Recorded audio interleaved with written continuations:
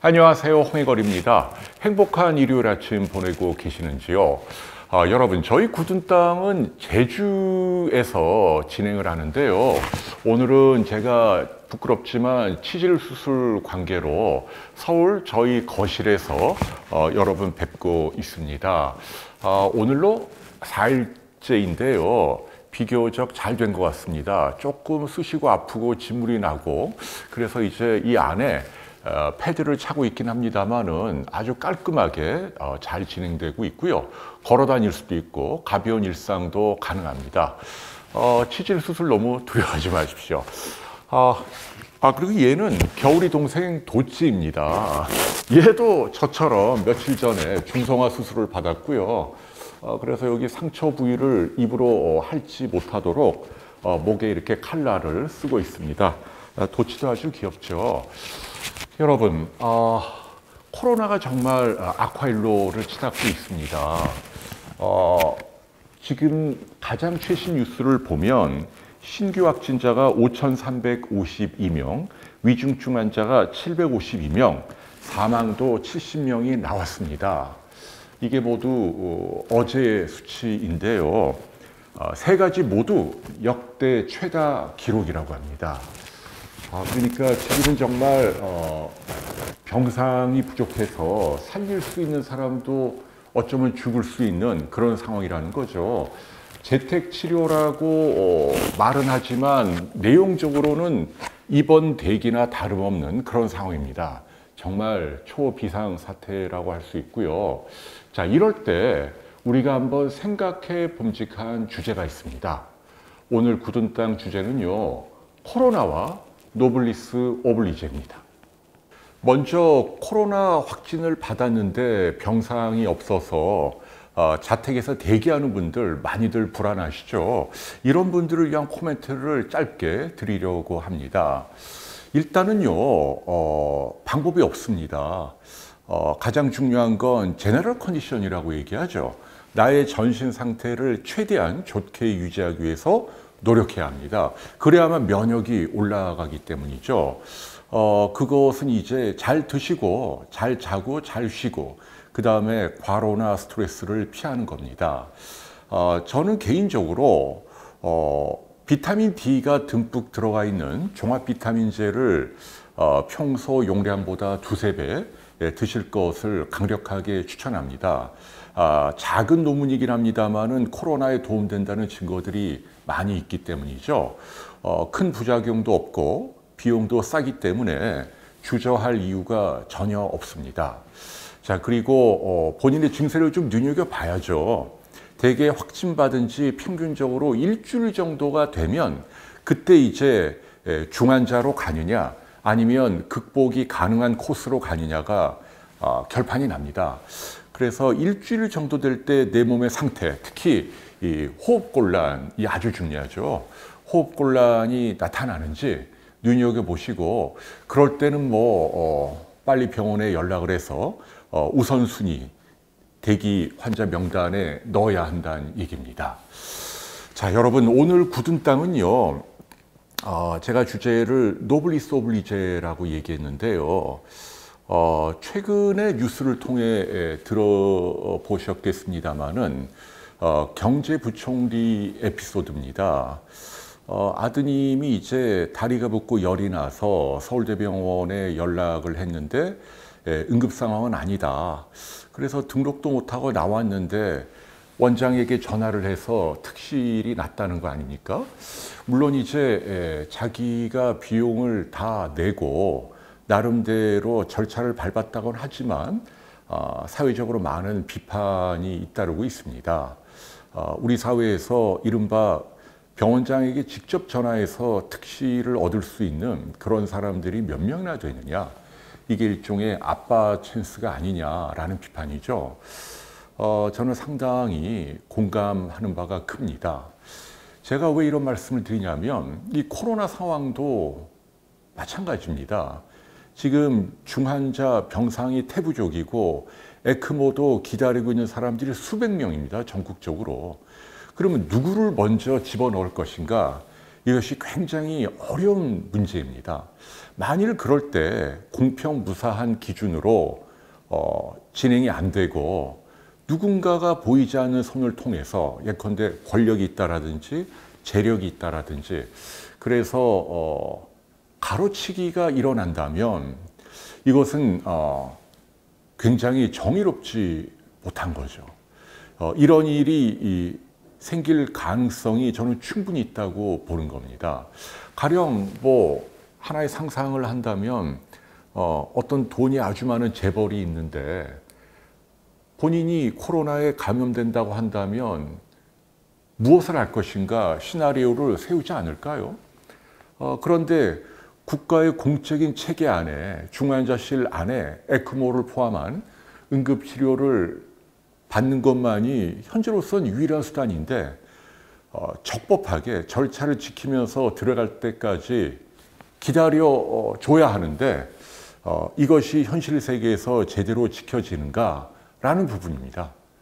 앞서의 에피소드를 보더라도 지켜지지 않을 개연성이 있기 때문에 차제에 적어도 국민의 생명이 왔다 갔다 하는 순간에 관해서만은 예컨대 뭐 다른 뭐 질병의 치료에서 내가 약간의 특혜를 누리겠다, 뭐 자기 가족 문제다, 뭐 그런 거는 어느 정도까지는 이해가 되지만 생명을 놓고 누구나 다 다퉈야 하는 상황에서는 제가 보기에는 절대로 용납할 수 없다라고 생각을 하고요. 이런 부분에 있어서 현재 그 코로나 병상 대기 절차는 아주 엄정하게 노블리스 오블리제를 지켜서 진행이 되어야 한다는 점을 저는 특별히 강조하고 싶습니다. 제가 의학 기자를 합니다만은 의학 기자가 사실은 미관 말직입니다. 정치, 경제, 사회부에 비하면 뭐 아주 소소한 부서고요. 언론사 안에서도. 그런데 한 가지 큰 소리 칠 때가 이른바 민원을 해결할 때입니다. 그러니까 누군가가 아플 때 막 부탁을 합니다. 신문사의 선배나 지인들이 빅5 병원에 아는 사람 통해서 내가 어디가 아프니까 누구를 연결해주고 병실을 좀 빨리 내다오. 이게 제가 옛날에 기자 생활할 때도 많이 시달렸던 그런 문제였습니다. 지금도 비슷하리라고 생각을 합니다. 당연하죠. 왜냐하면 환자는 많은데 인류병원의 좋은 시설에 병상은 한정되어 있으니까. 겉으로 볼 때는 공평하게 집행되는 것 같지만 당시만 해도 뭐 언론사뿐 아니라 무슨 검찰, 경찰, 국정원, 청와대, 국회의원 많은 권력기관들이 줄을 대서 병실로 일종의 반칙이죠. 빨리 들어가는 게 당연한 것처럼 취급이 됐고 그런 민원을 잘 처리하는 의학기자가 신문사 안에서도 출세하는 그런 웃지 못할 상황이 비일비재했다는 얘기입니다. 저도 뭐 100% 민원으로부터 순결한 건 아니었습니다. 그러나 가능하면 아주 절실하고 꼭 필요한 분들로만 제한을 하고 민원을 가급적 받지 않는 것을 원칙으로 해왔다는 얘기죠. 특히 제 자신과 관련해서만큼은 좀 엄격해야 한다는 나름대로 소신이 있었던 것 같습니다. 가령 뭐 저희 집사람 갑상선암 수술도 제가 병원에 전화 한 통 한 적 없습니다. 저희 아버님 척추 수술도 동네 한 작은 병원에서 했고요. 그리고 저 자신도 폐에 물이 찼을 때 대학병원 응급실에서 순서와 절차를 기다렸다는 얘기죠.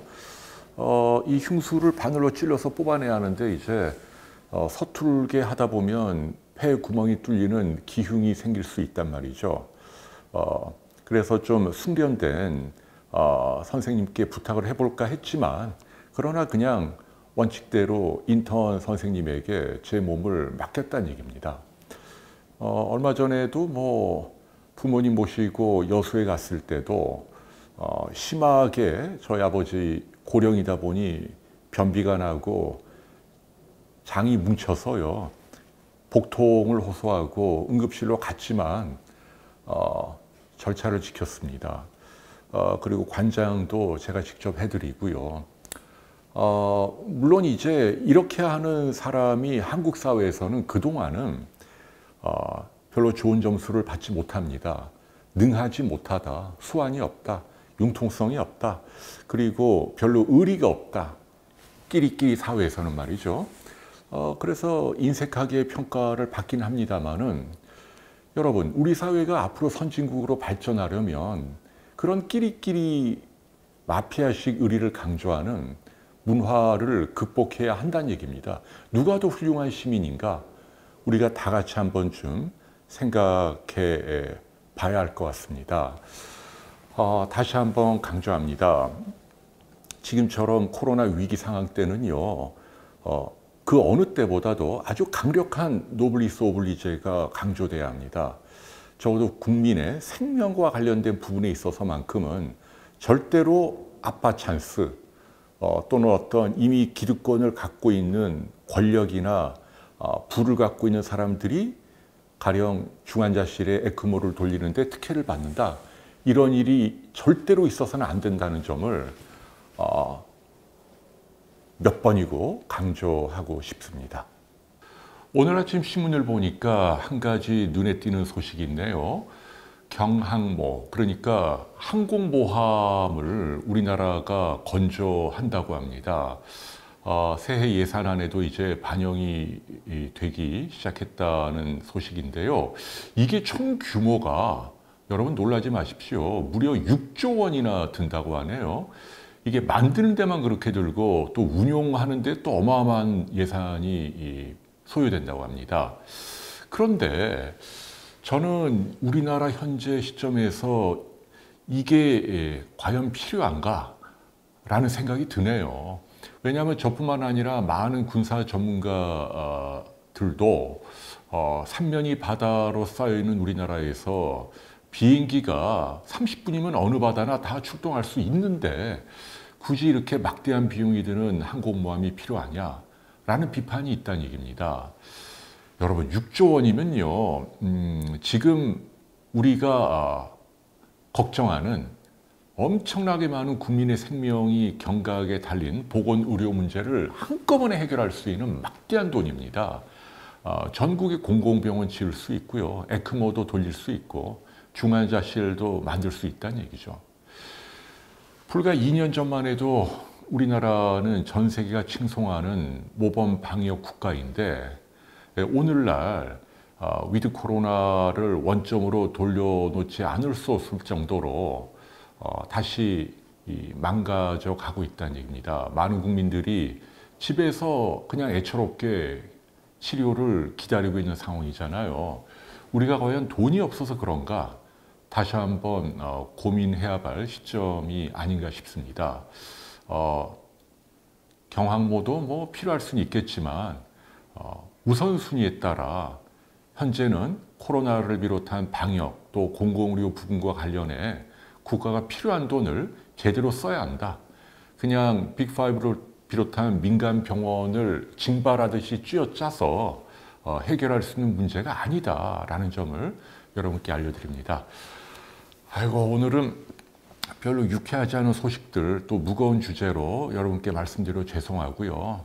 아무쪼록 잘 해결될 수 있기를 진심으로 바랍니다. 자, 다음 주 굳은 땅은 원래대로 제주에서 더 밝은 모습으로 여러분 찾아뵙도록 하겠습니다. 고맙습니다.